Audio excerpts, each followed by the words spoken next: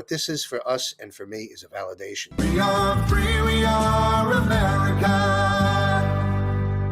In a recent interview with the DoD, Department of Defense, Dr. Jan Halper Hayes, we have learned the following. Now, remember, this is very important. The reason, well, who's Jan Halper Hayes? Well, she's in the Department of Defense on a committee, and there's a lot more to her as well. But let me say this. President Donald Trump truthed one of her interviews and acknowledged it. And I covered that in last month's show. But I want to continue because Jan's been out there and she confirms in recent interviews, Dr. Jan confirms in no uncertain terms that Donald Trump is still the commander-in-chief of the United States military. You've heard that at AMP before. We heard that from Juan O'Savin, very, very well spelled out a long time ago. Halper Hayes goes on that Trump is the commander-in-chief of the United States military and Joe Biden has never set foot in the Pentagon. I'll repeat, never set foot in the Pentagon since he was sworn in as president. Barack Obama might be a puppeteer of the Biden regime, she says, but he's not the primary one. We know that. See, what I love about Jan Halper Hayes is she's revealing everything we already knew.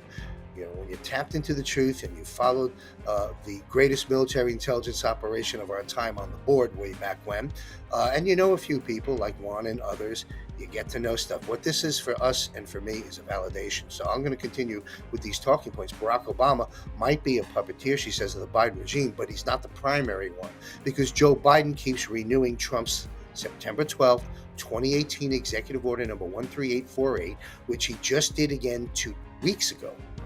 Biden.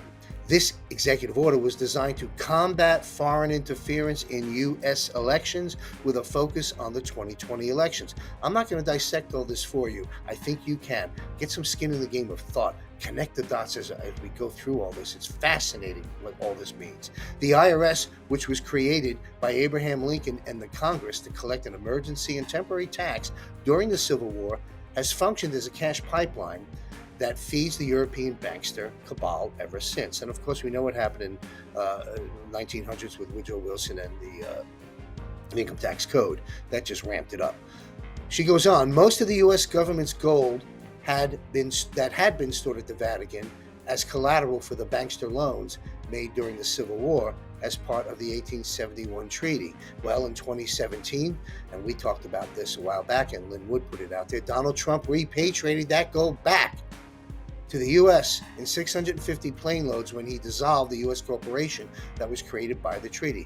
Again, folks, if you're just tuning in, I'm reporting on a committee member of the Department of Defense, Dr. Jan Halper Hayes' recent interview excerpts. Thanks to Alexandra Bruce, who's done the work. Check her out at Forbidden News on AMP. When Trump went to Saudi Arabia, he presented them with a vast cache of evidence of child sex trafficking within the kingdom. This resulted in the arrest of dozens of members of the Saudi royal family. Now, when Trump signed the Spaceforce Act in 2019, he transferred the communications from all divisions of the U.S. military to Spaceforce. He transferred the communications from all divisions of the U.S. military to Spaceforce, a task she says was just completed in the last 12 months. Dr. Jan says that Biden also recently renewed other Trump national emergency executive orders, and it's interesting to take a look at the ones Biden hasn't renewed. That's the dot connecting we need to do. Like the COVID-19 emergency and the emergency at the southern border, which financed the construction of the wall. What's happening here, folks? You see what's going on.